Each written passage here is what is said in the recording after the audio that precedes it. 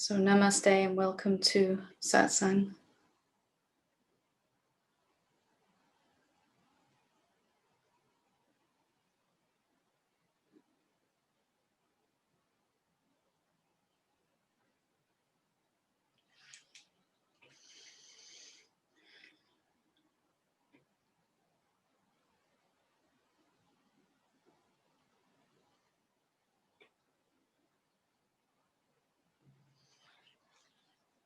So in this Satsang today, there's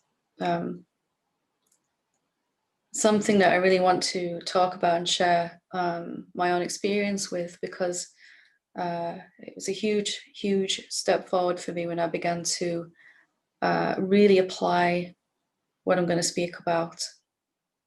And it can be a quantum leap for you in your own awakening if you can really embrace the simplicity of what I'm going to speak about.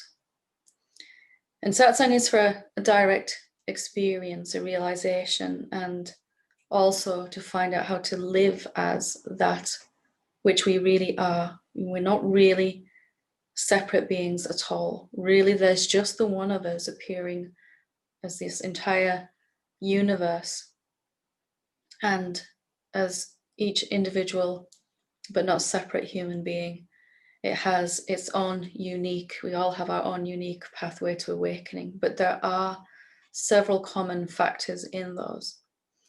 And one of those is really what I want to speak about today, and it's how we deal with this seeming shift from our egoic sense of separateness, moving into experiencing ourselves as the one being. And pretty much everyone struggles with this at first. So if we are convinced that there really are two aspects to us, two separate ways we can experience ourselves.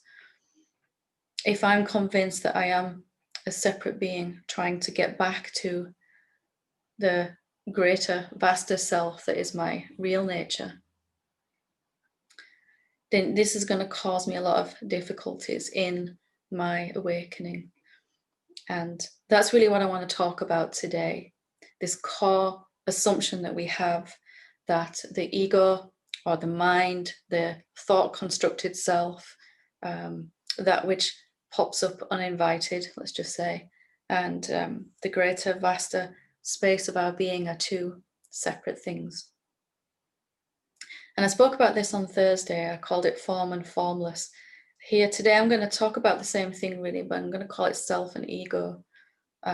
When I experience myself as a separate being, moving around in a world of other beings, trying to get what I need to feel safe, to trying to wake up, trying to find happiness, security, approval, recognition, love, all the things that we tend to look for as a separate someone,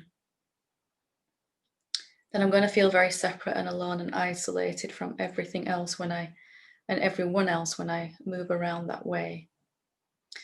And I can also experience myself as something much greater, something connected with everything, something that is undivided. And if we touch upon that, the greatest space of our being, that which is not separate to anything, that which is really our true self, whether we're calling that true self or awareness or noumenon, as I sometimes use, or silence, whatever we're calling it, that which is reality. Most of us then go into this trying to reject our old self, our old sense of self. So whenever our egoic someoneness arises, most of us go into automatically pushing against that, trying to get rid of it, because we've either experienced directly or we've heard or we've been told that there is some other way we can experience ourselves. But what if you, by actually trying to push away those unpleasant feelings and thoughts when they come up, it was actually serving to emphasize the sense of division between what we're saying is ego and what we're saying is self? What if the very pushing against this stuff that comes up is actually serving to make us feel more divided, more conflicted? What if this idea isn't true, that these really are two separate things? What if the self, when it appears as a human being, the silence takes the shape of a human being and can think about itself? It can think about its world as a human being. It can think about where it came from. It can think about other beings, anything at all. And it can also directly experience itself, its own formless nature, without using the senses or mind. Awareness can recognize itself.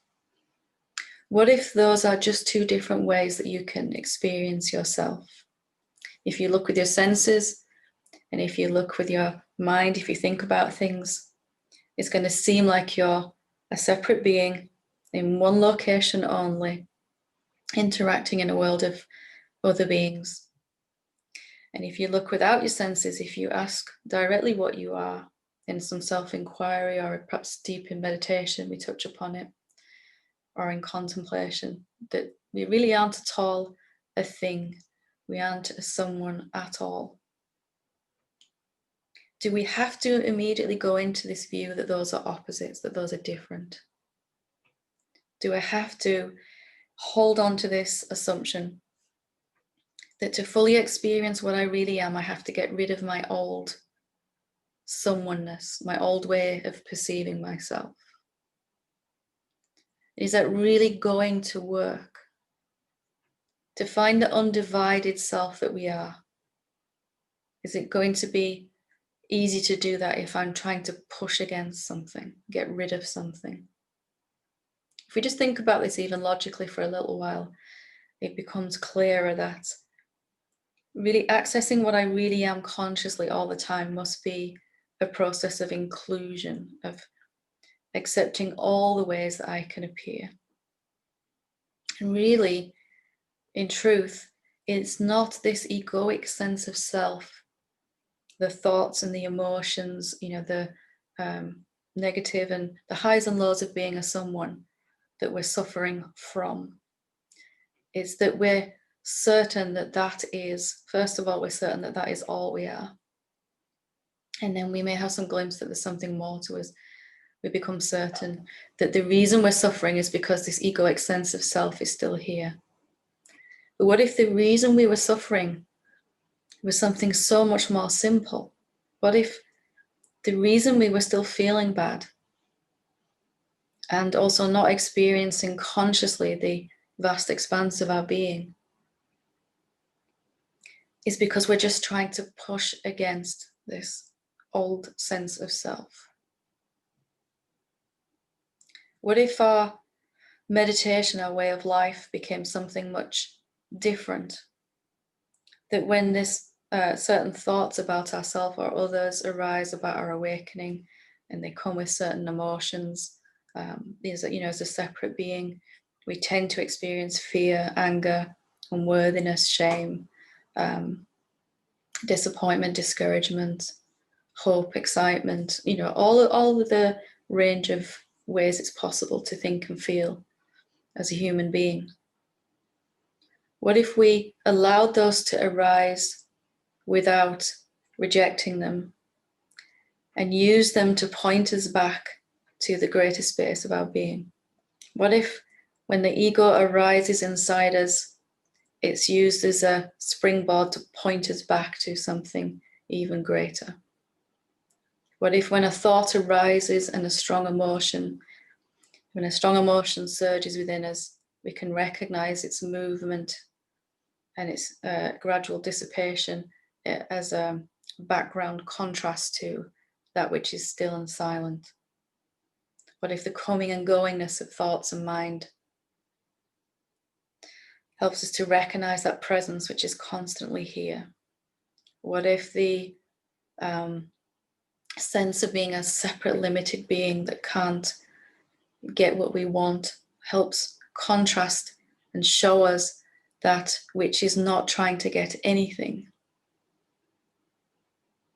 So what I'm really talking about is really challenging this assumption that I need to get rid of anything at all to recognize and live consciously and effortlessly as what I really am?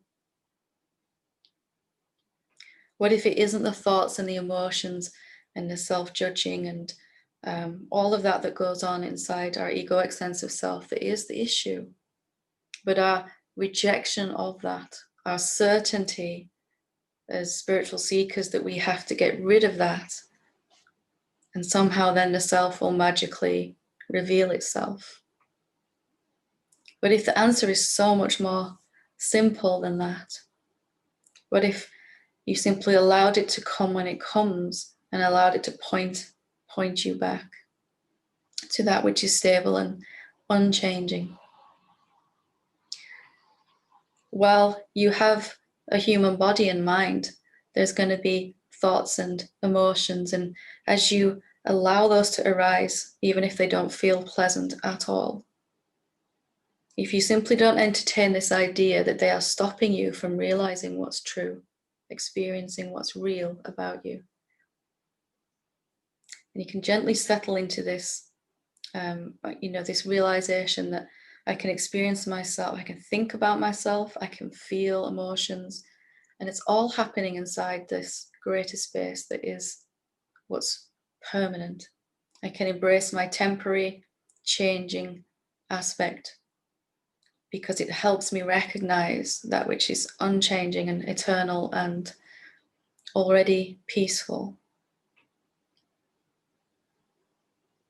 If you really look in those moments when some strong emotion arises, most of us go into blaming ourselves. We go into some idea that if this emotion or these thoughts about myself or other beings or this unworthiness or whatever it is that's arising, this anger, that this is evidence that I am not as far as I thought I am in my awakening. But what if your progress in awakening is not really getting rid of anything at all, but really in how you embrace what comes up? What if your awakening is a gradual movement towards embracing anything that comes up? That doesn't mean liking it. It also doesn't mean enjoying it, but embracing it and allowing it to show you by contrast. So some strong sense of unworthiness comes up inside, some shame, some discouragement that I'm never gonna feel good enough to wake up. Can you allow that to be and allow it to contrast that place, that silence, that stillness? Which part of me is never, ever feeling unworthy? Does there have to be one or the other? And can we not simply embrace both ways we can experience ourselves? When we begin to do this, that I can experience myself as a separate, limited, finite being, trying to get somewhere and something in life, striving perhaps towards awakening. Or I can experience myself as a vast, infinite, formless, silent space of being. And what happens when I don't prefer either of those? What happens if I lose the idea that they are different, even? Then automatically we tend to identify as that which the ego is arising in. And then the ego is just something that is arising inside us rather than something we have to get rid of. Somewhere there has seeped into the human mind this great myth about awakening that says awakened beings have managed to completely get rid of their egoic sense of self somehow, and that they did that before awakening happened. What if they just completely learned to embrace the fullness of it? And the embracing of the fullness of all of that, which really is love that we're talking about, accepting something rather than pushing against it. That the content of the ego began to just soften and dissolve and become more fluid, and it eventually became just a functionality, a personality that the self the vast expansive being can use to move around in the world, to interact with other beings? What if it's not true that you have to get rid of any of that, but rather just to embrace some other aspect of you as well? Anything that arises inside the space of the real being must be, by very definition, must also be that being. And that includes all of our blaming, self-blaming, self-rejecting, judgmental thoughts about ourselves, all of our feelings of failure in awakening, all of our sense that we're not getting anywhere, all of our desperation, all of our thoughts and emotions and feelings about other beings. All of that is a way that you are arising as this sense of being someone. And not one single thought has to go away before you can also at the same time experience that quiet knowingness that none of this is ever really affecting you. Just to question this one thought, the thought that says that because some egoic thing is arising, some karmic pattern is coming up, some old tendency is really arising inside me right now, some sense of really feeling separate, that has to go away again before I can find peace, or that means I am not the self yet because I'm still experiencing this old way. What if that one thought caused all of our struggling and suffering on the pathway? It may be then that is what the cheat that the awakened beings have found, the shortcut, that I can just leave those egoic things right where they are. And when I stop trying to reject them by saying that they're evidence that I'm not there yet, then they soften and they begin to melt away on their own. But that's not why we're accepting them. We're accepting them because that is what the self is doing right now. Right now, the infinite self is accepting completely any thought, feeling, emotion, experience, sensation that happens inside it. It's all it can do, isn't it? It can just watch as all this arises and changes and moves. And the one thing that the self, the silence, the stillness, the peace cannot do, the only thing it cannot do, is to try to get rid of something. And that one small shift in attitude can bring you an infinite amount of peace and a sense of well-being. Where did this idea come from anyway, that an awakened being never has a negative thought or a negative emotion or some old karmic tendency arising? Maybe they don't talk about them so much because they're just completely allowed to arise and not given any meaning, not given the meaning that I'm not awake yet because this thing is arising. Are we ever going to get to the end of suffering that way, by rejecting what is appearing right now? Or can we use it to recognize the space in which it's appearing and value it as something that was useful to point me back to that place where I feel already whole and complete, where I don't have the urge to get rid of anything at all? Maybe you're beginning to feel it right now. If you just stop pushing against what is arising in your mind, in your body, and it's much easier to stop pushing against that when you realize it doesn't mean anything. It doesn't mean that you're failing in your awakening. For quite some time, after you've recognized the self that you really are, these things will be coming up so that you can see that they're not true.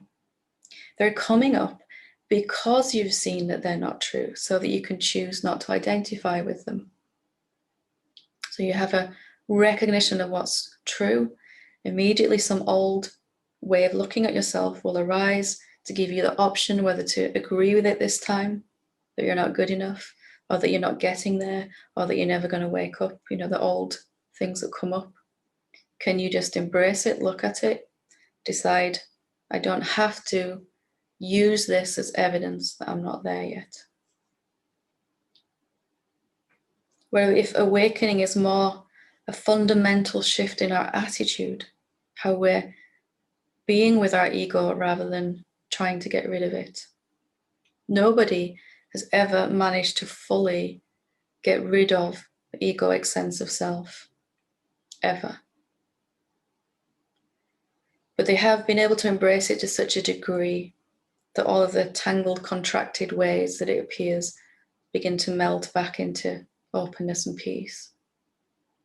Even then, a sense of being a separate self still remains to help you move through your day, to help you function as a human being. It's necessary. It's not a mistake.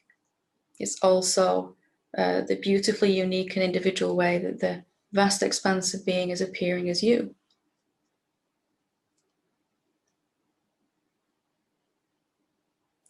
So what's it like to live from that place where self and ego are one? And how do we do that? Well, simply to choose to be the self in any moment. What does that mean? Actually, it means when something arises that I would rather not be there, I'm going to accept it is there, but I'm also not going to allow it to dictate anything to me. I'm not going to give it any meaning other than there's an emotion and there's some thoughts. Most of us, when an egoic pattern arises, we immediately use that to beat ourselves around the head and decide that we're not making any progress. What if when an emotion arises or some old familiar thoughts, it's just an emotion arising and it's just some thoughts and it has no meaning other than that? You're not using it to define anything about your progress or lack of. An empty mind is not evidence of being awake. And a noisy mind is not evidence of being still stuck in illusion. It's really how you're interacting with those, the meaning you're giving them. And in doing so, mind tends to quieten anyway, but it doesn't matter then because you're feeling peaceful anyway. So this is an attitude shift that we can all make right now in this moment. Or really, perhaps it will be an attitude that we begin to adopt more and more, and eventually continuously becomes a habit to embrace what arises. Doesn't mean liking it or enjoying it, but it is embracing it because it's here. And also not allowing it to be evidence of anything at all. It's just some old karmic pattern arising, and it's arising because you're succeeding, because you've asked to live like this, as this, so that you can look at this thing that arises and not agree with it anymore. Hopefully you can see just how accessible that is in this moment. Didn't have to change anything at all, except how you're responding to what happens. And that's always in our control, always.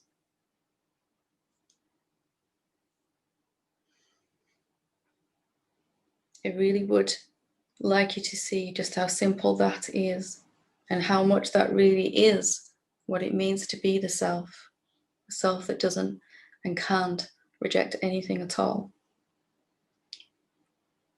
And then it becomes clearer and clearer that self and ego are not really two things at all. They're just two different attitudes, ways of being.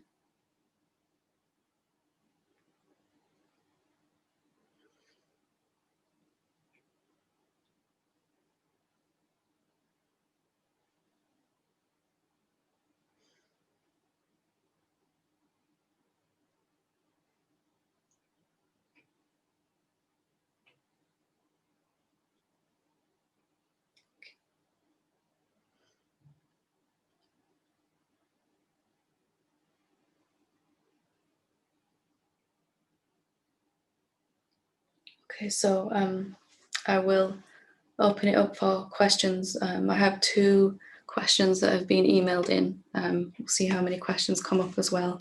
So if you do want to share something or ask a question, you can find the participants section on Zoom. It's in a different place depending on how you're watching this, and click on participants. At the bottom of that participant section is the option to raise your hand to ask a question. So we've got 2 questions there. I'll take up to 2 more because I've got 2 here as well, so that'll be 6 altogether. Okay, so this first question says, "Dear Helen, thank you so much for your teachings. They resonate strongly and I am very grateful. All my life I've felt the pull towards truth. As a young girl, I had a profound mystical experience which kicked off an exploration of a lifetime. So often I hear from various teachers on the non-dual path that one must surrender, jump, leap beyond fear, etc. Well, I think I understand this. Sometimes I get frustrated as to how to do this. You and me both. I was extraordinarily frustrated as to how to do that. Is it simply to live in the now from a place of impersonal presence rather than a personal ego, which is non-existent, I know? Any words on this would be welcome, as sometimes I question, is there something I'm supposed to be doing, letting go of and surrendering to? I don't always feel connected, sometimes feel very alone in all of this, but I can never let it go. I'm committed whether I feel the love or not. Have a peaceful and joyful holiday, and may 2021 be a fresh start for all of us." So, how to surrender, how to let go. For me, it was more, eventually it was a realization of, as I was saying before, that it's really up to me when to step into that realization, when to step into being the self, that is an attitude of openness, of acceptance, of exploration, of curiosity. We can see how ego is. Ego is closed and it assumes things to be true and it fights to stay in the same place and it wants to know and it wants to really grasp something and think, okay, that's it, I've got it now. So we can encourage this surrender, this letting go, by aligning ourselves more with how the self is, and it's open and it's accepting and it's inviting and it's curiosity. It just naturally allows whatever comes and goes, as I was saying before. It's not judging, and that it's not even judging if there's judging going on. It's not saying I shouldn't be judging. So it's really just a way of an attitude. If you can cultivate a willingness to look more at what comes up, embrace more what comes up, that really is literally the letting go. That is the moving beyond anyway. That is the surrendering happening right there. What really are we surrendering? Well, really just the conviction that we've had about ourselves and the world, that how I see it right now is all there is, or the conviction that how I see it right now is wrong and I need to get to somewhere else. It could just be a simple shift, surrender of how I see it right now is just one way to see it. Maybe there's another way to see it. So, is it just to live from an impersonal place, impersonal presence rather than a personal ego? Yes, but don't make that all in one. Don't try to get rid of the personal ego either. The moment you're not trying to get rid of anything, you automatically are living as that impersonal presence.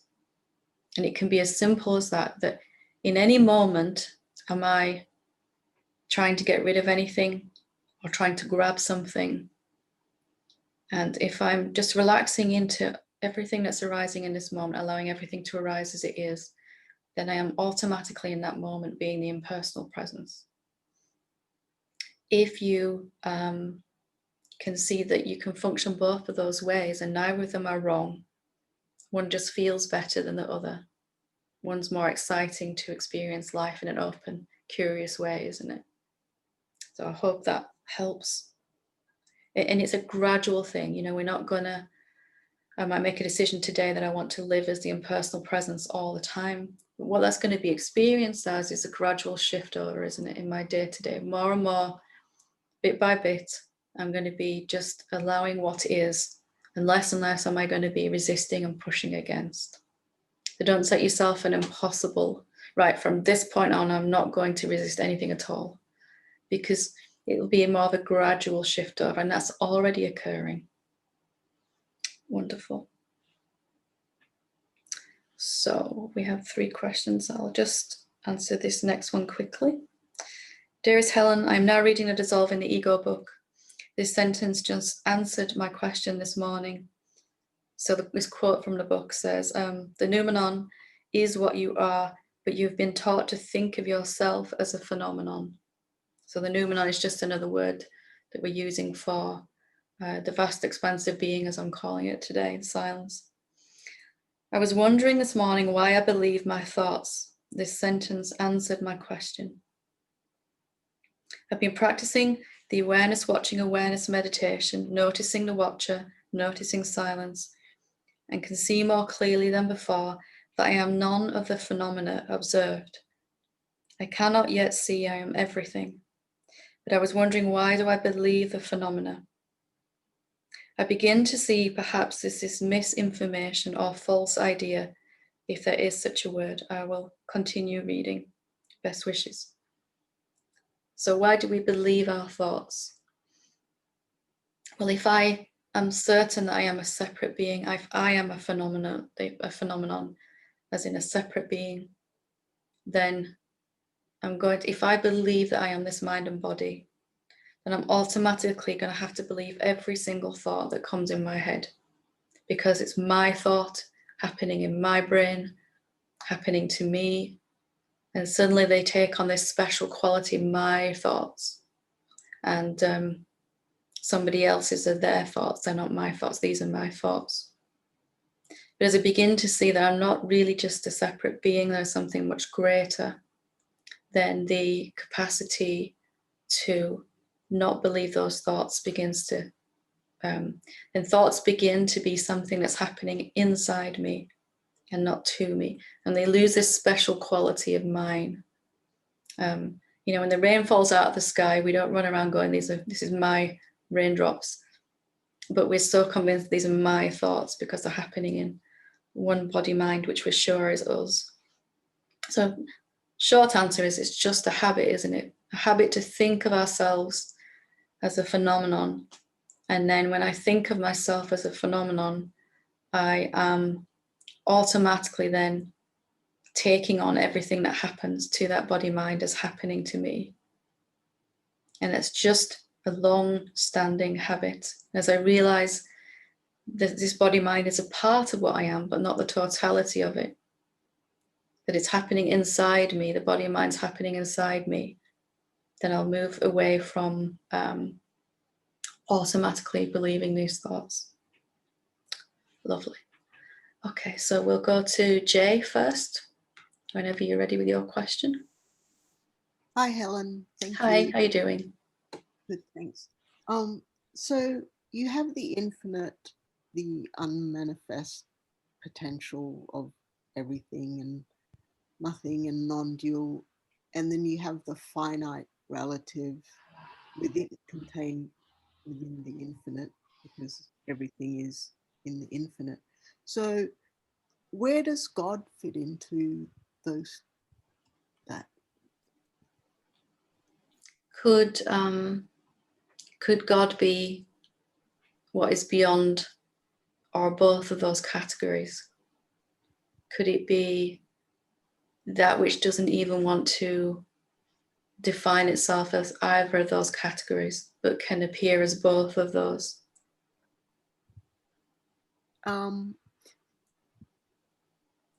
Yes, that's sort of like the understanding I got to listening to a talk by the TM guy, Mahesh Yogi or some, but he explained something. I think that's maybe the same as what you're saying, that God is the neutral point, by which the infinite and the finite don't meet, in a sense, because the infinite is inactive and just potential, and the finite is sort of material form, and God is the neutral, still point between them, so to speak. Yeah, where I haven't become anything yet. I'm not experiencing myself as infinite or finite. That there's a place where I don't have to. My experience is a recognition of that infinite nature that is the real me, and also an ability to embrace the finite aspect of me with this mind and body and every expression inside myself that is finite, seemingly finite and limited. And neutral point, or the place in between, something like that sometimes helps us too. Or sometimes people say, before I decide whether I'm infinite or finite, I already am, and that's kind of the fullness of it. But it can, God is also that which is, a human being convinced that it's separate still. All of those ways it can experience itself. It's experiencing itself as a rock and a plant and as nothing at all, and as a human being that's fast asleep to its infinite nature, and as a human being that's wide awake to its infinite nature, and as all the planets and distant reaches of the universe and everything, all of that. It's perhaps that which can't and doesn't want to define itself. That was a way that really helped me to kind of grasp it. Yes, thank you. Is that helpful? Yes. Lovely, thank you. Okay, Steve, whenever you're ready. Hi, Helen. Hiya, how are you doing? Not too bad, how are you? I'm good, thank you.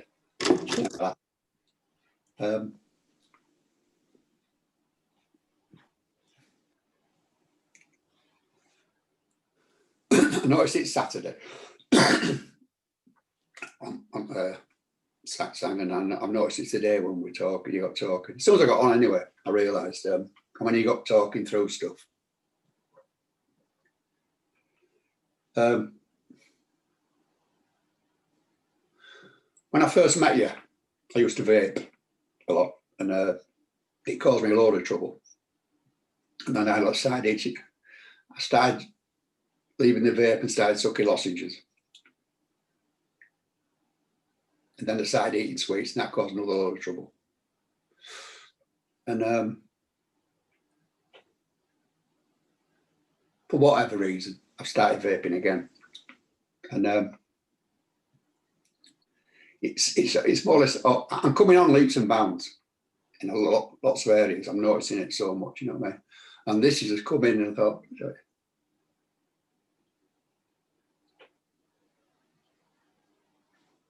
I mean, I'm watching you here, and I'm there on the bottom of the screen. And every time I pick it up, I look at myself. I think they're all looking at you, Steve. They're all watching you. They're all in. And I started feeling separate from the group, you know what I mean? As soon as thoughts come in about yourself or someone else, you begin to feel separate. Yeah. Separation started. And really, I'm pretty sure, there's only one person judging you here, Stephen, it's you. Yeah. I suppose I was seeking for that affirmation, but I can more tell myself that. And a lot of it, I mean, I've caught myself in a few areas, you know what I mean? Yeah. Doing this, I thought it's you, Steve. You didn't know, it's not them, it's you, Steve, you're judging yourself again. And I've even gone as far as, and it's all right to judge Steve. There's nothing wrong with that. You know, I really have got to grips with that, but this has just got stuck in my craw. So I thought I'd just share it anyway. That's where I'm at with it at the moment. You can see, it's not even about vaping or not, is it? It's about these thoughts come up about it, and some attention goes to these thoughts, and then some sense of separation begins to really creep back in. And but if you notice that, you can relax and say, that's just one way to experience myself right now, is like I think about myself as a separate being. But as you begin to realize that, you know, mostly everybody's too busy judging themselves to judge anyone else. You know, such is the nature of being separate. I say I go through it, and I think no one's sat looking at you, so you're not that important, you know. And even if they are judging you, shouldn't it matter more to us what we think of ourselves than what anybody else thinks of ourselves first?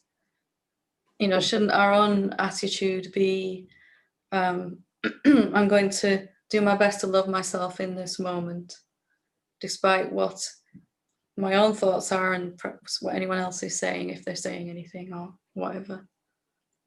And then you'll be in that place where it really doesn't matter whether you're judging with thoughts about yourself or other beings. You know, you'll be in that rock solid place.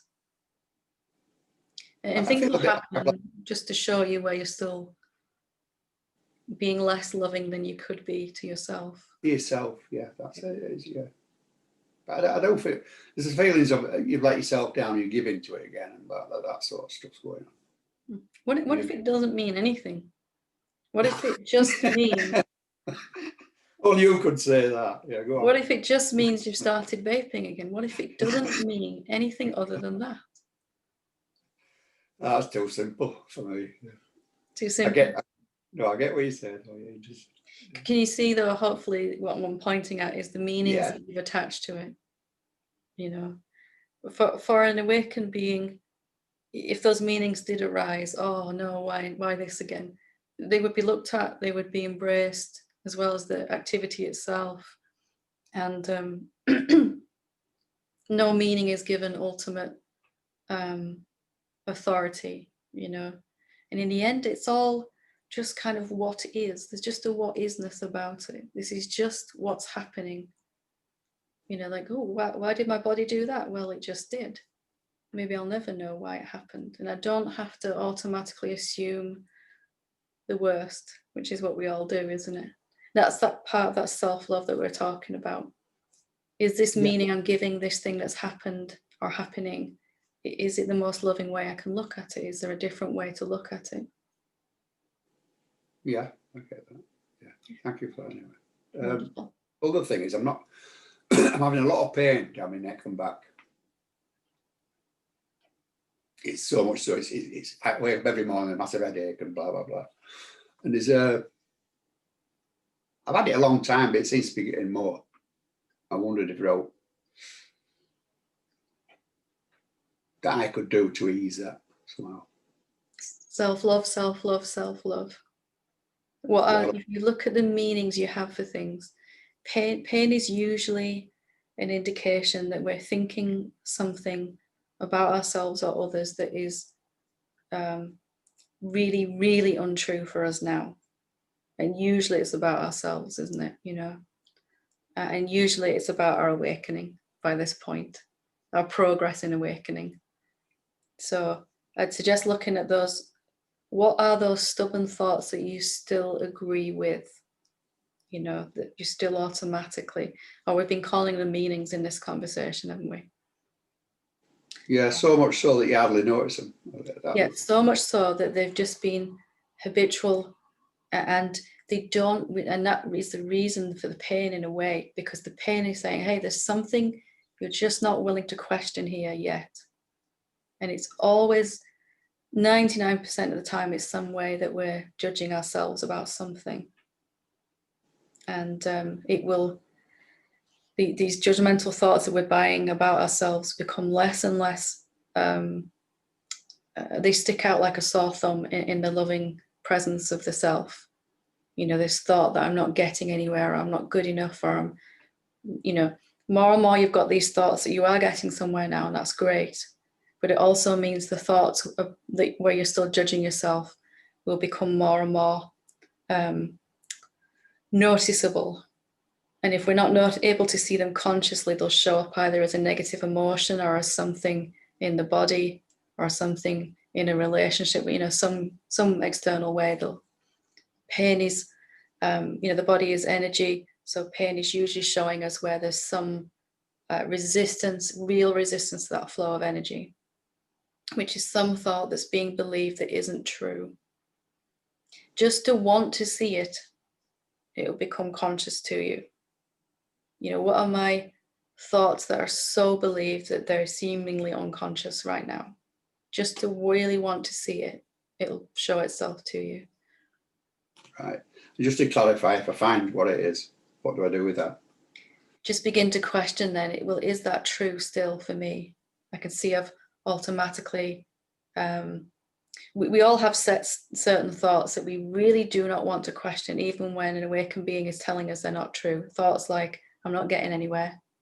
I'm not as awake as the person who just shared their question. You know, I don't feel like I've seen what they've seen. You know, all these kind of thoughts we have that we just automatically still agree with and identify with. So just to want to see it, and then when it's revealed, just to question, am I going to automatically agree with that? Okay. Thanks a lot. Good stuff. Take care. Okay, and last but not least is Will. Whenever you're ready, Will.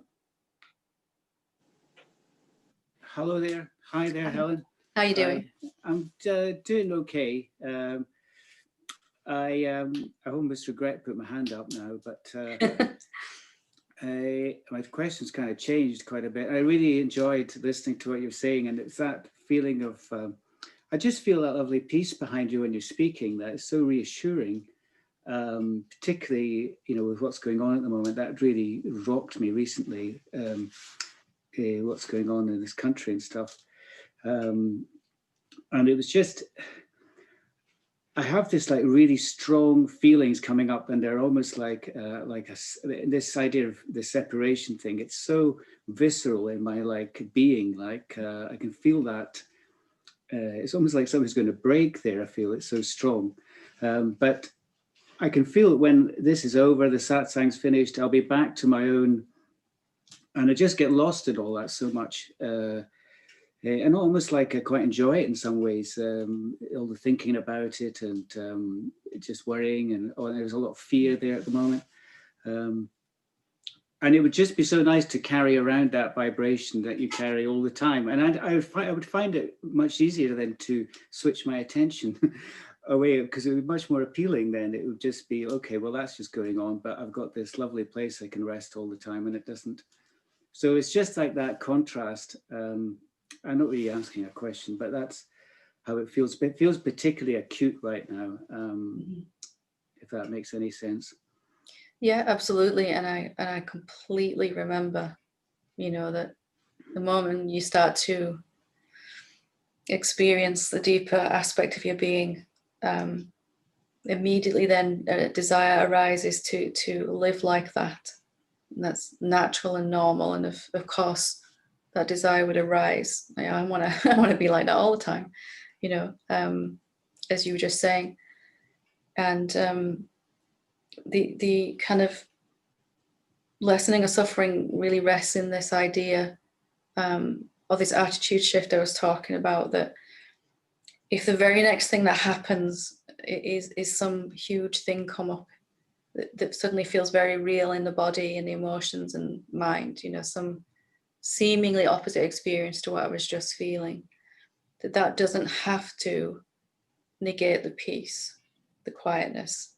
Only if I'm entertaining an idea that this has to go away before I can be in this peace, then I'll really experience that. And also just to look, as I was saying to Steve, what that means to you. Does it mean, is it being suggested to you that this is coming up because you're failing, or because you're not making any progress, or something like that going on inside? You know, what meanings are suggested to you from inside about this visceral feeling going on? And you can consciously choose rather to replace those meanings. Maybe this is just what needs to come up in this moment. Maybe it's good that my body can feel this now. Maybe something's opening and it can be felt and released now. Maybe this is happening because I'm succeeding. Maybe this is coming up because I've not been able to look at it before. you know, and all of these things, it's just looking at the same thing that's happening a different way, like how the self would look at it. And you can consciously choose to do that. At first, bit by bit, you know, you might forget as you go about your day after satsang. But, you know, if you sit down with a cup of tea or something, can I just embrace what I'm feeling a bit more and recognize it's because I'm waking up, because I'm succeeding, that this stuff is coming up and out now. We automatically go into the other viewpoint, don't we? Why is this happening? You know, why is my peace gone? But the peace is gone seemingly because we're rejecting something. That's the only reason we ever need to lose the peace, is that we're pushing away something. The moment you embrace, okay, I'm feeling this visceral sense of egoic stuff coming up right now, and it feels thick and heavy, and that's here, but what else can I feel? What else is there to feel in this moment? You're not trying to get rid of that, but you're just opening up, what else is there for me to experience? And the peace will just come right back, because you're not pushing against. That's kind of what ego is, isn't it? It's kind of always kind of, or it's doing this, you know, trying to one or the other. And you can just kind of be more like this, even when that stuff's coming up. It's a simple really sort of attitude shift into it. And, you know, at first, for large parts of the day, you're going to forget what we've said. And it's okay, isn't it? But gradually, bit by bit, you know, and sometimes you can, I set myself some reminders. When I sat down with a cup of tea, I'd just check and see whether I was really being with what is.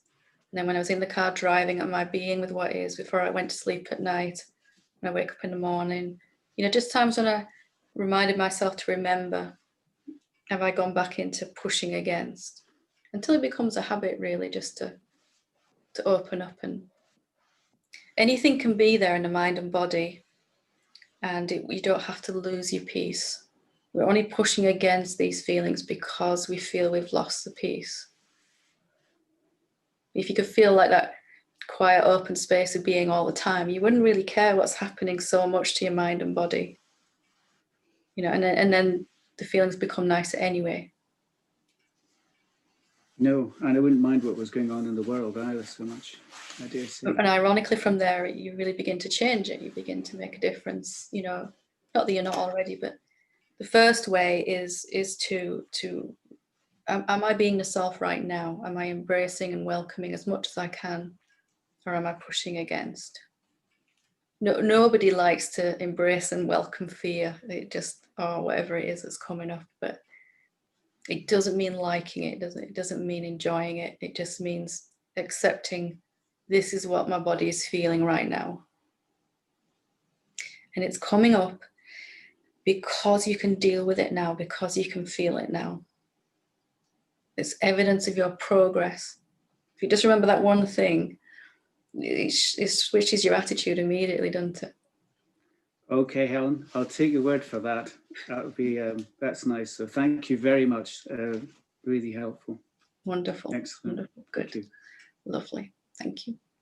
Sergio, we'll take one last question from Sergio. I think you're muted still. There we go. Thank you, Helen. I would like to understand or grasp what exactly is I am that. Can you be a little more specific in what you're asking, just to give me? Yes, it's like I was thinking on the issues, the karmic patterns that I have, how to understand that I am that I am the things that I dislike, that those at work that I despise, or as it's easy to understand that when there's something positive or something that I like a cup of coffee and I enjoy, and I say, okay, it's easy to be I am this coffee. Yeah. Yeah. Versus the negative or lower vibrations. I don't know if that helps. It does. It does. Thank you. If you recognize that we find difficult to accept things that we don't like or want, you know, that we see as negative. If we put those labels on something as good or bad, then we're naturally going to want what's good and we're going to push away what's bad. So if some blissful feeling comes up, we label that as good and wanted, and we immediately open up to it. If some fear comes up, as we were just saying with Will, we label that as bad and unwanted, and we push against it. So we're doing this with okay, I can accept that I'm all the good things, but not all the bad things. You know, that I don't really know how to accept the negative. But from the viewpoint of the self, it doesn't have those categories. It doesn't have good or bad, right or wrong, in the same way that mind really kind of embraces those. And it doesn't divide everything into two sections, does it? This is what I want and like, and this is what I don't want and don't like. A helpful kind of stepping stone is you can say this is a limited expression of the self, and this is a more unlimited, or this is a less evolved or more evolved. We're not saying better or worse, you know, so we're not giving them those sort of value assignments of mind, you know. It's just it's all an expression of what is. When I don't divide it artificially into wanted and not wanted, or good, bad, right or wrong. And we do this subtly, you know. If we've had some realization of the self, we much prefer to be around those that have also realized to some degree, and we kind of subtly push away, don't want to be around those that are not interested in truth. But there's just another example of wanted and not wanted. If I see everything as expression of the self, then I'm going to be able to embrace it more. It's just that we believe in these categories, don't we? This is a human being that's really been grumpy, and I don't really want to be around them so much. I much prefer to be in satsang like this, where I feel nicer. And, you know, Yes. If you take the labels off of that, it's like, here's a perfect expression of the self being grumpy right now in this moment.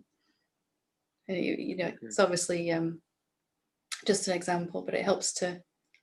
The self isn't really labeling right and wrong and good or bad. It's not even really saying less or more evolved either, but that was a useful stepping stone for me. Does that help? Yes, it does very much. Thank you. Lovely. Good. Thank you for sharing. Okay, so we'll leave it there for today and for this year. I hope you all have a wonderful Christmas. And just as a side note, if Christmas is a difficult time for you, I want you to know that you're never actually alone, ever. And that there is infinite love and support for you. Christmas can be a wonderful time. It can also be quite a lonely time for some beings, can it, as well? So you are very much loved and appreciated. Thank you. Namaste.